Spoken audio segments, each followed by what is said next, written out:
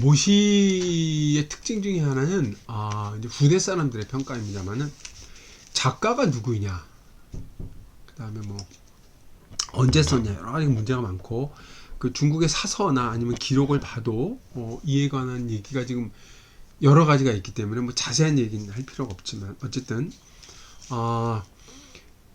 모시를 보통 대서가 있고 소서가 있다고 얘기를 합니다. 소서는 각 시마다 앞에 짤막히 붙어있는 부분을 얘기를 하고 대서는 시경 전체, 그래서 대자가 붙었죠. 시경 전체에 붙어있는 서라고 얘기를 하죠. 그래서 일반적으로 제가 지금 읽은 제가 이제 크게 세 개를 잘랐잖아요. 관저, 후비지, 덕리와 풍지시야에서부터 맨 끝에 2로 읽고 3으로 읽고 연즈, 관저, 인지지와 이렇게 돼 있잖아요.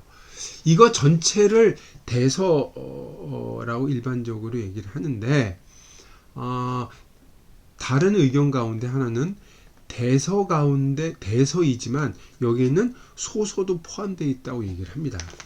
지금 우리는 이제 전통 시대에는 논의를 벌일 때 주자의 의견이 중요하기 때문에 주자의 의견을 토대로 한다면 주자는 대서와 소서를 지금 읽은 거에 나눴어요. 그래서 1, 2까지를 대서로 봤습니다. 그래서 시지 지하까지를 대서고 연즉부터는 관저편의 소서라고 보는 거죠. 관저 인지가 나오긴 하지만 관저편의 소서라고 보는 거죠. 그러니까 앞으로 시를 읽으시다 보게 되면 각 시마다 이런 것처럼 관전의 인지지야 요것처럼 이렇게 짤막하게 붙어 있는 것들을 소서라고 보시면 되고 소서라고 일단은 보시면 되고 이것 부분은 다 대서라고 보시면 됩니다. 문제가 된 부분이 이 부분이에요. 첫 번째 단락 부분. 이 부분. 그래서 이 부분만이 소서이고 뭐 뒷부분 대서이다. 이렇게 여러 가지 얘기가 많죠. 그렇지만 일단 주자를 기준으로 주자는 시자는부터 시작해서 시지 지하라 여기까지를 대서로 일단 끄는 겁니다. 나머지는 소서로. 그러니까 정리를 하자면 지금 읽은 부분은 대서이지만 대서와 소서가 포함되어 있다. 그리고 주제에 따르면 맨 마지막 단락은 소서로 본 것이다. 이 정도만 보도록 하겠습니다. 이 정도만 정리하도록 하겠습니다. 자, 그럼 우리가 일부 부분에 대해서 얘기를 해야겠죠. 관저 이 부분은 뭐 크게 문제가 될 수 아닐 것 같아요. 첫 번째 단락은.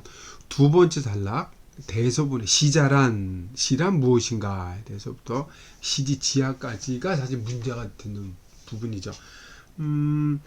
제가 대충 읽었습니다만은 이거를 꼼꼼하게 해석을 한다고 해서 해석 문제 꼼꼼하게 이 해석을 한다고 해서 이해가 되는 거냐는 전혀 다른 차원의 문제예요. 이거는 시란 무엇인가에 대한 시에 대한 본질적인 질문을 던지고 있기 때문에 이 부분은 나중에 주자가 시집전을 쓰면서 상당히 비판을 했지만 그럼에도 불구하고 이 흔적은 여전히 남아 있습니다. 전통 시대의 이에 대한 이 대서 부분, 시란 무엇인가에 대한 논의는 찬성을 하건 반대를 하건 논박을 하건 비판을 하건 이 대서 부분에서 다 뻗어나오고 있어요. 그래서 이 부분을 반드시 알아야만 시에 관한 논의를 얘기할 수 있습니다. 그래서 오늘은 제가 대충 읽은 게 다 자세히 읽기 위한 일종의 워밍업이라고 보시면 될 것 같습니다. 제가 이 부분을 이제 다음부터는 토막토막 나눠서 상세히 읽을 것이고 그 뒤에는 이 시에 대해 이 근거가 어디 있는가, 어디서 이 말이 왔는가라는 근거를 첫 번째로 이제 따져볼 것이고 두 번째는 후대의 문학론에 관한 뛰어난 논문들이 꽤 있어요. 문학론에 관한 논문들이 꽤 있어서 이 문학론 이것과 관계된 문학론까지 확장시켜서 볼 것이고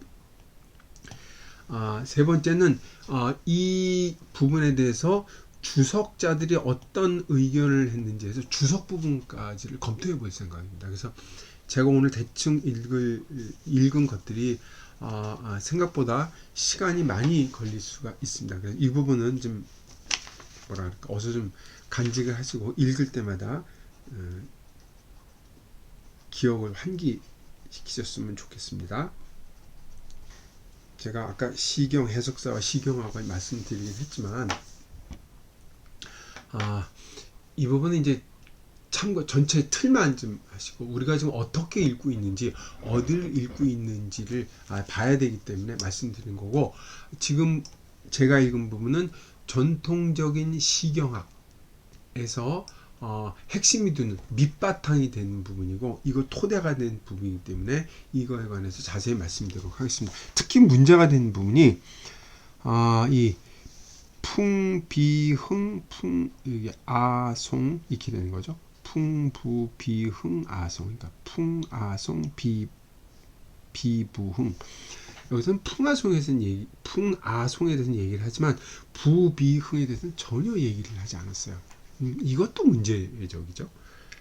얘기를 해놓고 얘기를 진행시키지 않은 것도 문제죠. 그리고 이제 변풍 변화 이런 것도 다 문제가 됩니다. 자, 그래서 오늘은